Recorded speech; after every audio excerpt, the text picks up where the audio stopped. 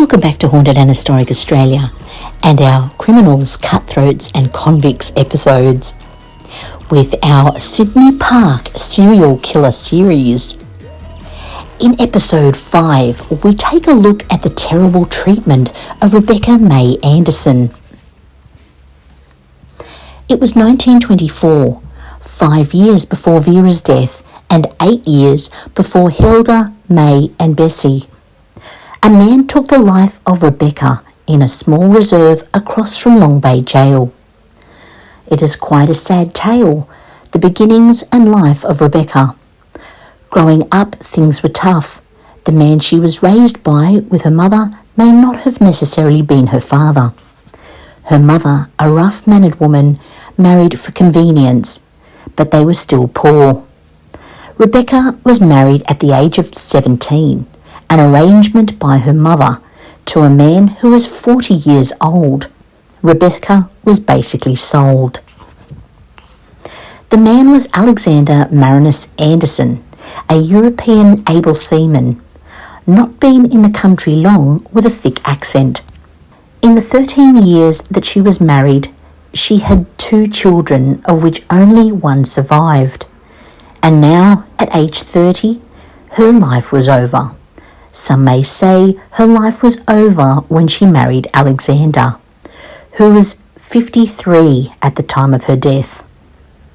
By 1924, she had left Alex 5 years before, and most likely left the child with him, as there is no mention of the surviving child at all. She began living with different men after she left him. Sometimes she would be at her mother's house, and other times the houses of other men.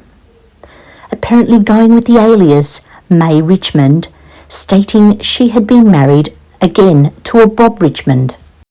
Bob Richmond was currently doing time in a jail, perhaps even at Long Bay, which may have been the reason she picked that spot to frequent at the end of the night. Either way, Rebecca May Anderson, as she was known by law, was murdered in a most sadistic and inhumane way. But let's start with Rebecca's movements on the day. From witness accounts, it was believed that she was seen with many people that day, in various drinking spots in Sydney. At the Wine Saloon on Elizabeth Street between 3 and 4 o'clock, where the bar owner himself witnessed her fighting with a man named Bill, a man he said she'd been seeing. However, another man was witnessed leaving with her at 4 o'clock, a woman on a tram heading from the city to La Perouse. She stated the woman was very drunk, holding fake flowers and matching Rebecca's appearance. She was seated with a man and both getting out at the Long Bay stop. It is here that police believe they walked to the scrubland opposite the Long Bay Jail and drank that afternoon. From 6 Maps image of that location in 1943, it appears there was a lot of scrubland in the vicinity, even 20 years later. Not too many houses. A witness from those houses, though, believed she heard a distant scream that night, but didn't want to know anything further and locked up her house. Rebecca May Anderson, or Richmond, as she wanted to be known, was not a happy woman, if she had ever really been happy. Her adult life was one she drowned in drink, and either for money or company surrounded herself with many men. Her life had been a short and miserable one, made worse at the time of her death. Who knows what horrors she witnessed in her last moments? Was it those she knew or a stranger, one man or many? What they did to her, causing her to go into shock, would have been more than she was able to cope with. I hope she was well intoxicated at the time of her death, and that she died quickly from a heart attack. Whether she hoped for death or not, it came for her. It sought her out through the way she lived, and the little love she found in a life, if any at all, was nowhere near at the time to protect her.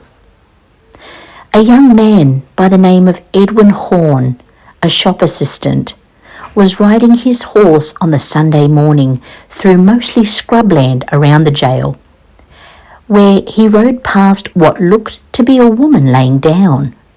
His horse reared as he approached, and he too feared it was a dead body. He went immediately to raise the police. Upon arrival, they confirmed she was dead.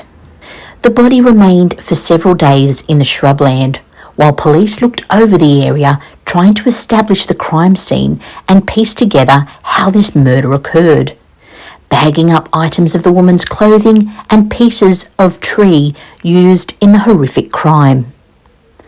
Despite her head wound, the coroner stated death was most likely from shock, a heart attack, and internal uterine blood hemorrhage. This was a vile and heinous crime against a woman that could only have been committed by an absolute psychopath. Words for 1924 that were used were fiendish, ghastly, and bestial. The things done to poor Rebecca May were so disgusting they couldn't even be printed. This deranged method of murder, inflicting pain in a sadistic, sickening way on a female, does not feel the same as the killer of the 30s, a blunt instrument to murder May and Bessie, and strangulation for Hilda and Vera with stockings involved sits differently to abusing a woman sexually with foreign objects, causing immense pain and murdering the woman. The night of Saturday, May 10th, 1924, would be one residents of Sydney would remember. Most of the acts of violence on her body, police believe, was after she had expired. Many bruises, cuts and scratches were found all over her naked body. But it wasn't until the post-mortem that the true evil of the crime had been realised.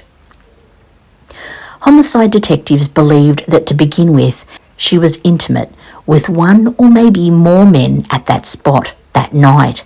There were no signs of a struggle, and her clothes were unbuttoned and pins safely secured, although her shoes had been taken off while the laces were still laced up, which may indicate somewhat of her drunken state at the time.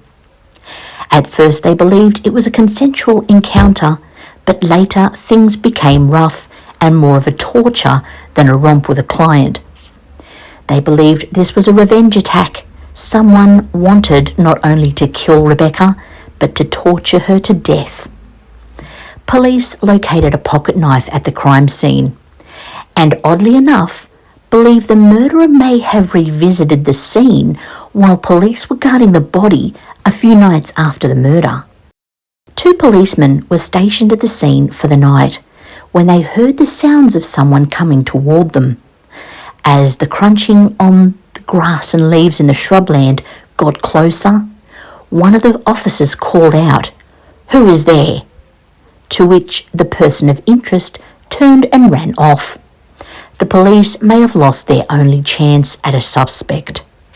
They went to the public for help through the newspapers and interviewed anyone they thought could help, interviewing Rebecca's mother, her husband, and neither of them could shed light on what could have happened or why they did not believe that her husband was the culprit. It was more, though, believed it was someone she knew, a man she may have been intimate with before and who she may have tried to rob and he was getting her back, or out of jealousy. But no one they interviewed had that motive, nor would anyone point the finger at anyone else. The witnesses said they could have easily picked him out of a lineup. However, the killer was never brought in.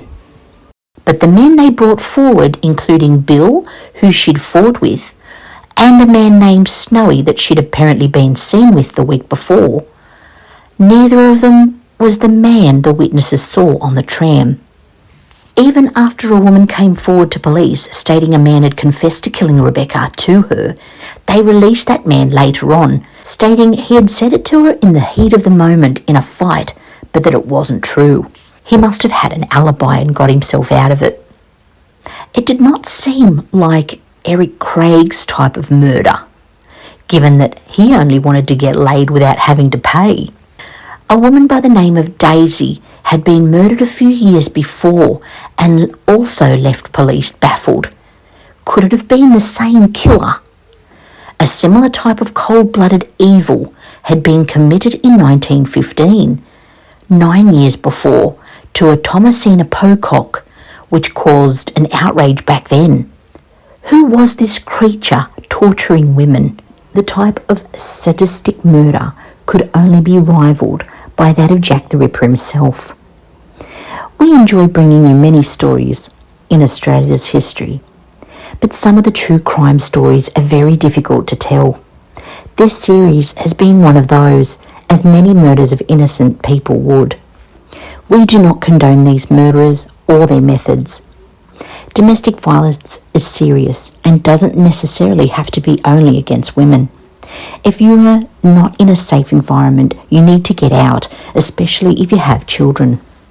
No one is worth being brutally murdered for.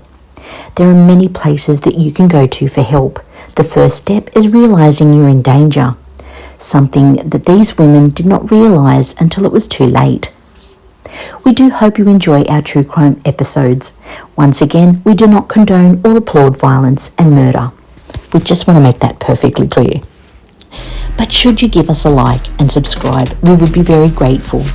Also, hit that notification bell and stay tuned for episodes 6 and 7 as we take a look at Daisy and Thomasina's tragic encounters with the Sydney Park serial killer.